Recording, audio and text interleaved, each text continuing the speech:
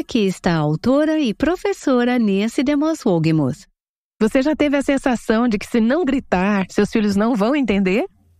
Bem, pode parecer assim a curto prazo, mas a longo prazo, a doçura dos lábios aumenta o aprendizado.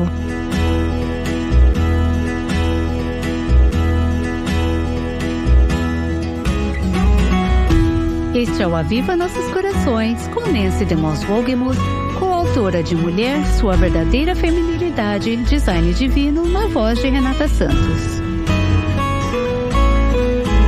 Nancy continua na série O Poder das Palavras. A língua tem poder sobre a vida e sobre a morte. Provérbios 18, 21.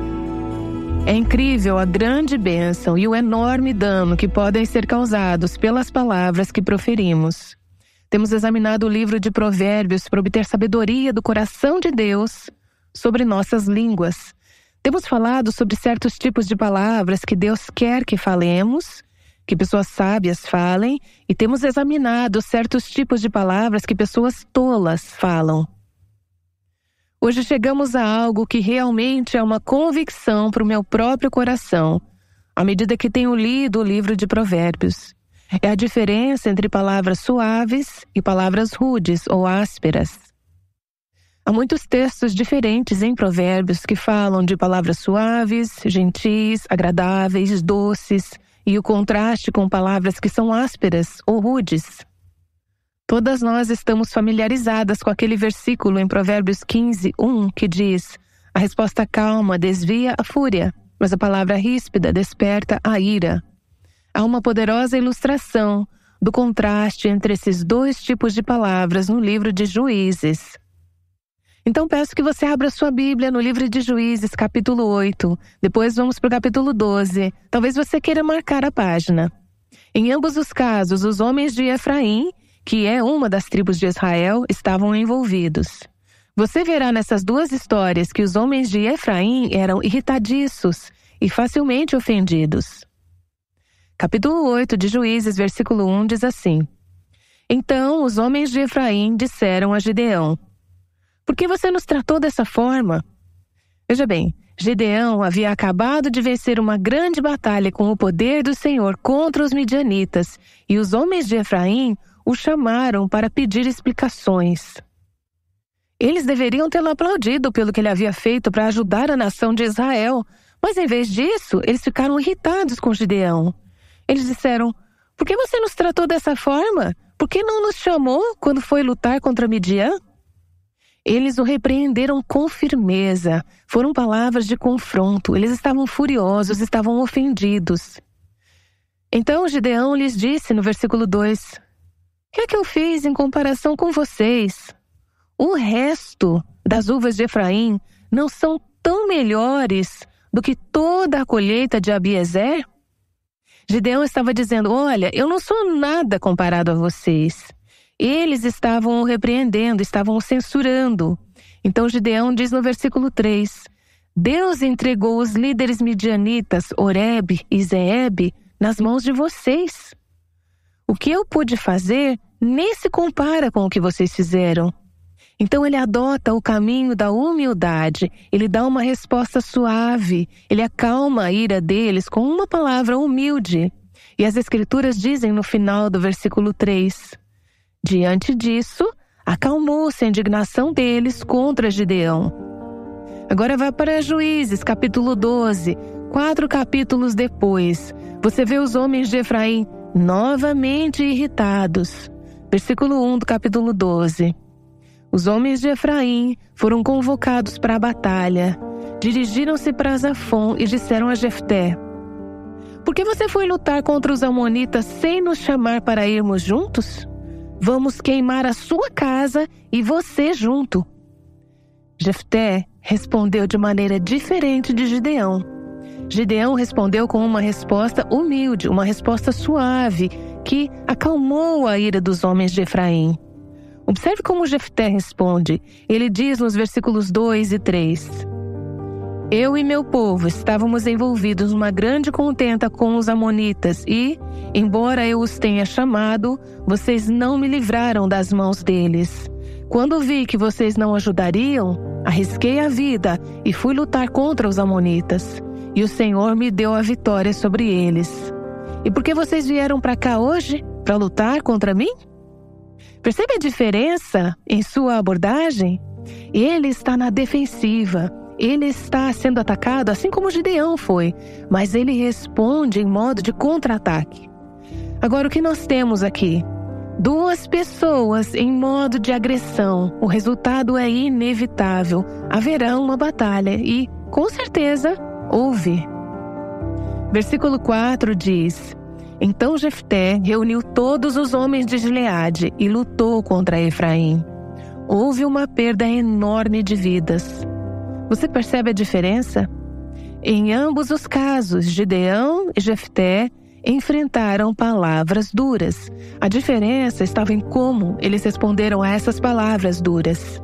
Em um caso, no caso de Gideão, ele acalmou a situação irritada. No caso de Jefté, levou a uma guerra. Você costuma ser mais como Gideão ou como Jefté?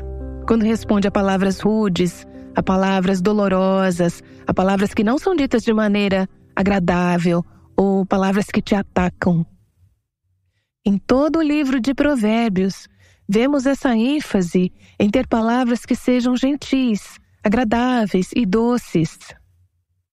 Eu acho que este é um tema especialmente relevante para as mulheres nos dias de hoje. Se você assiste televisão, eu espero que não o faça em excesso, perceberá que a forma como as mulheres se expressam na maioria dos programas de TV atualmente pode influenciar sutilmente o nosso modo de comunicação. Essa influência penetrante tornou-se parte integrante de nossa cultura, levando as mulheres a adotarem uma postura áspera e brusca, utilizando linguagem tola e expressando vulgaridades. Isso se aplica até mesmo, creio eu, a muitas mulheres cristãs nos dias de hoje. Observa-se uma comunicação ríspida, com tom elevado, áspero e dominador, em vez de palavras amáveis, doces e agradáveis. Não é surpreendente que estejamos formando uma geração de adolescentes que, em muitos casos, expressa rudeza e falta de amabilidade em sua fala.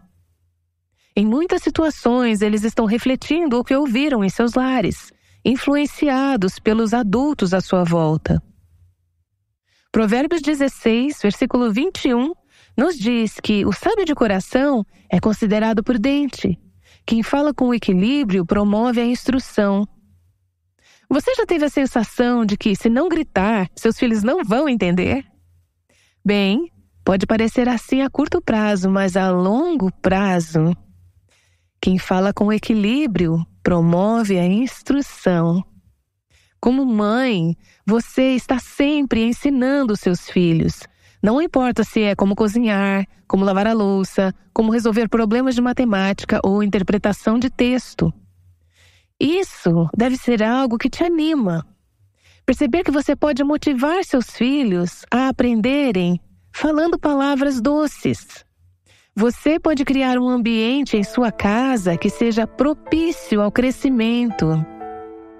Eu só levei 2 multas por excesso de velocidade na vida. E ambas foram durante meus últimos 2 anos de faculdade, quando eu morava no sul da Califórnia. Quando penso nisso agora, é loucura. Eu estava dirigindo muito rápido na estrada de Pasadena, que é uma rodovia muito sinuosa com faixas estreitas. Da primeira vez, o policial me parou e foi meio ríspido ao tratar a situação. Eu paguei a multa, mas reagi de maneira errada em meu espírito, eu devo acrescentar isso. Ele é a autoridade, eu não sou. Mas, na minha arrogância, reagi de maneira errada à sua aspereza. Não demorou muito, e eu ainda estava acelerando.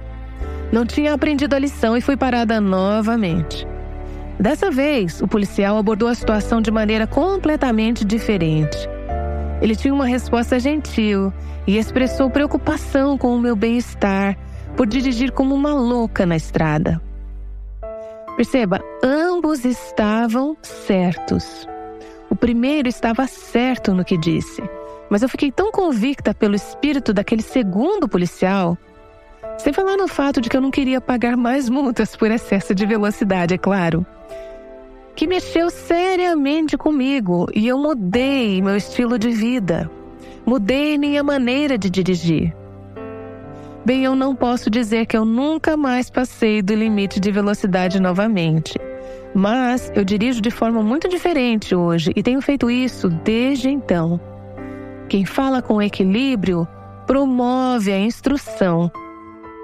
Não estou justificando minha falta de resposta ao primeiro policial.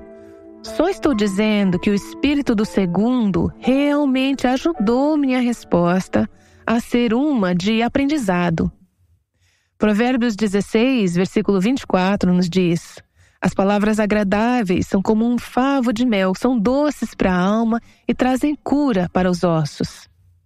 Palavras agradáveis são doces para a alma e saúde para os ossos. Palavras agradáveis ministram graça, ajuda, força, saúde e integridade àqueles que as ouvem. Provérbios 18, 23 é um versículo que o Senhor tem usado em minha vida muitas vezes ao longo dos anos. Ele diz: o pobre implora misericórdia, mas o rico responde com aspereza.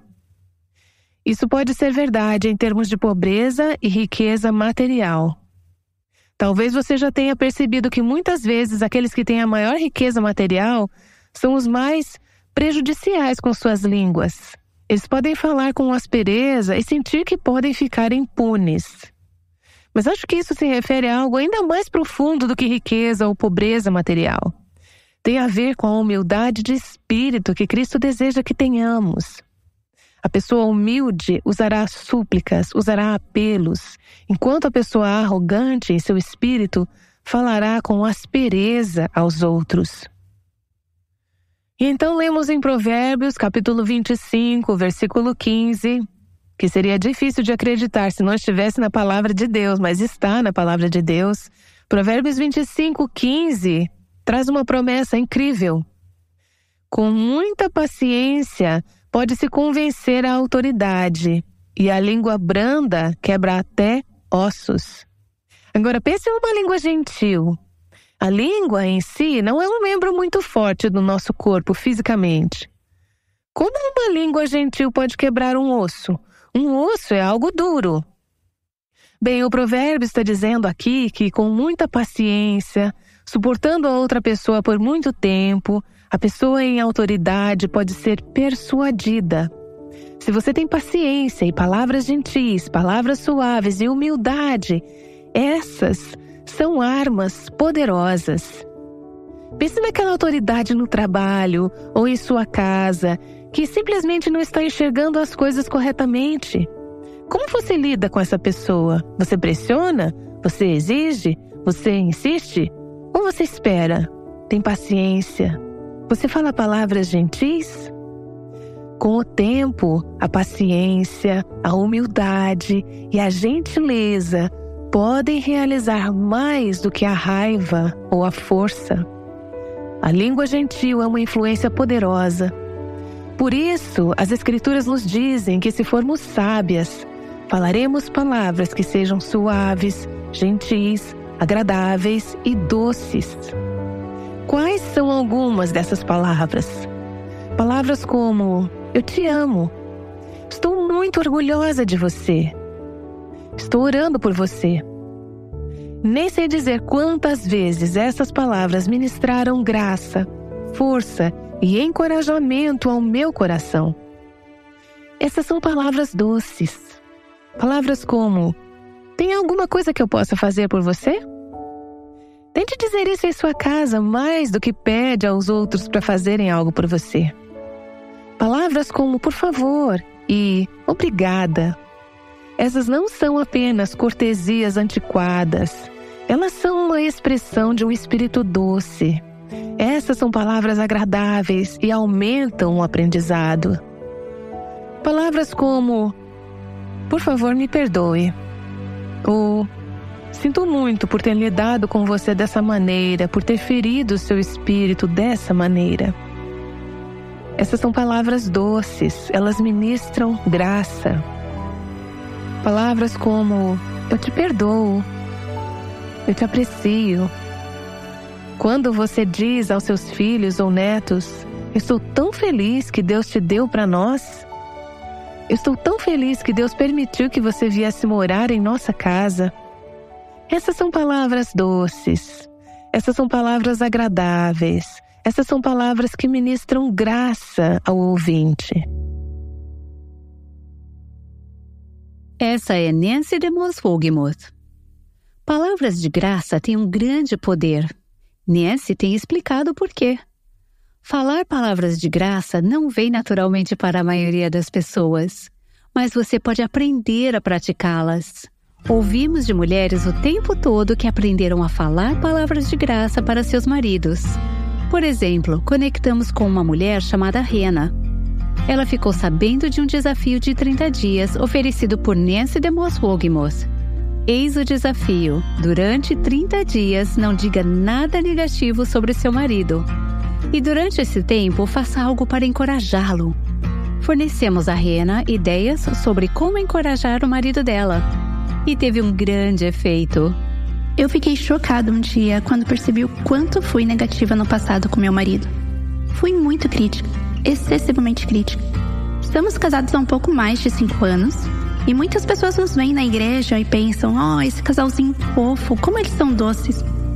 Começamos a namorar no ensino médio e você tem todos esses estereótipos que aparecem, mas percebi o quanto fui prejudicial e cruel com minhas palavras e ações. Uma noite, Hannah estava criticando o marido e mencionou que ele era preguiçoso. Pouco depois, ouviu ele dizer a outra pessoa que era preguiçoso. Ele estava repetindo as palavras negativas que ela havia dito a ele.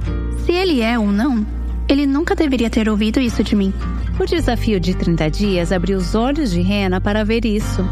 Mostrou-lhe quão influentes eram suas palavras. Foi incrível e doloroso ao mesmo tempo perceber como tratei com minhas ações e palavras. O desafio ajudou Hannah a reverter essa tendência e a encorajar seu marido. Queremos convidá-la para um novo desafio de Nancy. Esse desafio vai beneficiar todos ao seu redor, não apenas os maridos. O desafio é um estudo de 4 semanas chamado O Poder das Palavras. Você receberá esse estudo por e-mail quando fizer uma doação de qualquer valor ao Aviva Nossos Corações essa semana. Além de abençoar o ministério, terá um material precioso que a ajudará nesse propósito de alcançar palavras que abençoam e que trazem vida às pessoas ao seu redor. Para fazer sua doação, acesse www.avivanossoscoracóis.com e clique na aba Doações para informações bancárias e sobre o nosso Pix. Após fazer sua doação, mande um e-mail para contato@avivanossoscoracóis.com e nos informe sobre sua doação, para que possamos enviar esse estudo a você.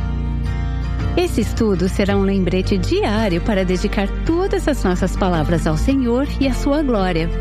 Você aproveitará ainda mais esse conteúdo se convidar um grupo de amigas ou familiares para se unir a você nessa jornada de 4 semanas. Assim, vocês poderão se animar mutuamente e compartilhar o que estão aprendendo. À medida que continuamos a explorar o poder das palavras, estamos prestes a considerar o impacto vitalício que as palavras podem ter. Algumas mulheres em nossa audiência têm ouvido essa série conosco e vão nos contar sobre o poder que as palavras tiveram em sua vida. A música sempre fez parte da minha vida. Quando eu tinha 5 ou 6 anos, no meu primeiro recital de piano, voltei depois de tocar uma pequena peça e disse: "Mãe, eu fui super bem", ou algo assim.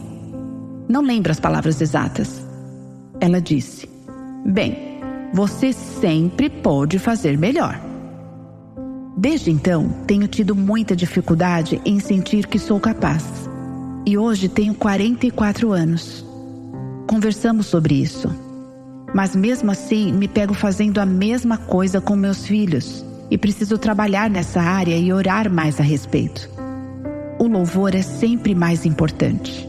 Com suas palavras, minha mãe disse que queria comunicar o seguinte: Susan, eu só queria ter certeza de que você não tinha um coração orgulhoso. Eu queria evitar que você fosse muito orgulhosa. Como eu disse, me encontro fazendo isso com meus filhos até hoje e está errado. Isso tem sido uma batalha para mim superar ao longo de toda a minha vida. Aqui estou eu, aos 57 anos e ainda ouço: olha esse narigão na sua cara. Você tem o nariz grande da família. Olha o cabelo lambido. Você tem a pele tão oleosa e fedida. Eu não era apenas uma garota. O que eu escutava era que o meu único propósito na vida era para os homens. Até hoje eu não posso usar um vestido curto porque ainda ouço: olha aquelas pernas magricelas de passarinho. Oh, isso mesmo. Vai para aquela igreja com todos aqueles hipócritas. Você não é melhor que nós. É por isso que você vai, você quer ser melhor que nós. Eles nunca escutavam quando eu falava sobre Jesus. Não havia amor, mas eles não tinham noção de nada. Eles estavam muito mais machucados do que eu e sinto muito pelo sofrimento deles. Eles não estão vivendo, quase nenhum deles está. Eu não sei se alguma das minhas palavras já ajudou a mudar o coração deles, para que eu os veja novamente no céu, mas eu espero que sim. Palavras podem machucar terrivelmente. E eu até as ouço nas lojas. Alguma mãe diz: cala a boca, criança malcriada. As pessoas nem sequer sabem como estão machucando seus filhos pequenos. Às vezes me pego sendo muito crítica e seguindo alguns dos padrões que foram tão exemplificados quando eu crescia. Sinto muito por isso. Desejo muito mudar e não ser tão crítica com os outros. Eu me tornei mãe quando tinha 18 anos e não fazia ideia de como ser mãe. 18 anos depois, quando tinha 6 filhos, ainda na maior parte das vezes, não fazia ideia do que estava fazendo. Eu me perguntava se algum dia saberia o que estava fazendo. Deus enviou uma amiga para a minha vida que olhou nos meus olhos um dia, colocou as mãos no meu ombro e disse: Jane, você é uma ótima mãe. Ninguém nunca tinha dito isso para mim. Eu não sabia se era ou não. Ainda choro só de pensar nisso, mas aquelas palavras foram tão valiosas para mim. Tenho 4 filhas e uma nora, e sou muito cuidadosa em dizer a elas que são ótimas mães e procuro coisas positivas para dizer a elas, porque isso teve um impacto muito grande na minha vida. Ninguém se sente completamente segura em tudo o que faz. Deus pode usar esse tipo de palavras encorajadoras, seja como mãe ou em qualquer outro aspecto de nossas vidas, para fortalecer partes de nós que ainda são fracas. Lembro-me de anos atrás, em um culto na igreja, o homem que estava liderando o culto nos pediu para encontrar alguém na plateia, ir até essa pessoa e dizer algo que vimos em sua vida, que apreciávamos e que nos lembrava de Jesus. Houve um casal naquele mesmo culto que veio até mim. Eles se aproximaram de mim e o homem disse: quero que você saiba que uma das coisas que apreciamos em sua vida é que vemos um espírito de mansidão, um espírito gentil e tranquilo, um espírito calmo em sua vida. Bom, eu fiquei muito surpresa, porque em primeiro lugar, se houvesse palavras ou adjetivos que eu usaria para me descrever, especialmente naquela época e até hoje, mansa e quieta, não seriam as primeiras palavras que me viriam à mente. Eu sei que a esposa desse homem, sua esposa estava ao lado dele, é uma mulher verdadeiramente mansa e de espírito tranquilo diante de Deus. Eu me senti o oposto disso ao lado dela, mas aquelas foram palavras ditas com tanta sinceridade. Deus usou o encorajamento daquelas palavras em uma área onde eu me sentia muito longe do meu objetivo, para me dar a sensação de que havia esperança, de que essas qualidades, pelo menos havia sementes dessas coisas que sei que são preciosas para o Senhor, que estavam na minha vida. Isso me deu motivação para querer ser esse tipo de mulher, a fim de que quando falassem de mim, essa verdade poderia realmente ser dita. O que acontece quando você veste um vestido e durante o dia 6 pessoas diferentes te dizem como ficou bonito? Você quer usar esse vestido todos os dias pelo resto da sua vida. Existe algo extremamente motivador em palavras de encorajamento. Mesmo que você ainda não esteja no padrão que você sabe que Deus tem para você, quando alguém te diz: eu vejo Deus trabalhando e te tornando uma boa mãe. Ou eu vejo Deus desenvolvendo aquele espírito de mansidão e tranquilidade em você. Você pode pensar: nossa, bem, talvez Deus realmente possa me fazer a pessoa que eu quero ser. Isso nos encoraja a ir mais longe do que poderíamos ter ido de outra forma. Conforme você pensa sobre aquelas pessoas que criaram uma atmosfera e uma atitude de bênção ao seu redor, então pergunte a si mesmo: é esse o tipo de atmosfera que eu crio? As pessoas que estão ao meu redor diriam que eu crio uma atmosfera de bênção? Estive com um líder cristão outro dia, que é o diretor de uma instituição, de um ministério cristão. Eu saí de lá dizendo: esse homem é um grande incentivador. Ele está focado nas outras pessoas. Palavras de encorajamento fluem naturalmente. Ele diz coisas que levantam as pessoas e as animam. Eu gosto de estar perto de alguém assim, e eu quero ser esse tipo de pessoa. Tenho que confessar que eu não sou naturalmente assim, mas eu vi ali um modelo de um servo do Senhor. E eu disse que eu quero que a minha vida crie uma atmosfera onde as pessoas saiam dizendo: fui abençoada, fui encorajada. Elas diriam: é o tipo de pessoa que eu quero ser, porque isso me lembra de Jesus.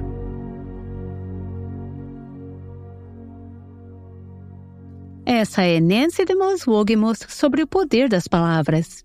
Ela retomará esse tópico amanhã. Você não deveria assistir aquele programa de TV. Você não deveria ouvir aquela música. Você deveria estacionar ali em cima.